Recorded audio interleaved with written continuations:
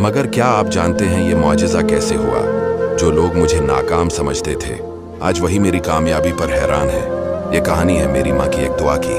जब मैं छठी बार इंटरव्यू मैं नाकाम हुआ तो घर वापस आकर रोने लगा। मेरी माँ परेशान हुई और बस इतना कहा, बेटा अल्लाह के घर से खाली हाथ नहीं लौटते। अगली सुबह मैंने देखा मेरी माँ सहरी के वक्त सजदे में रो रो कर दुआ कर रही हैं, या अल्लाह मेरे बेटे के चेहरे की शर्मिंदगी दूर कर दे। सिर्फ 3 दिन बाद एक बड़ी कंपनी से फोन आया, हम आपको डबल तनख्वाह पर रखना चाहते हैं। जिस दिन मैंने नौकरी ज्वाइन की अखबारों में मेरी कहानी छपी। माँ की दुआ ने बदल दी बेटे की तकदीर।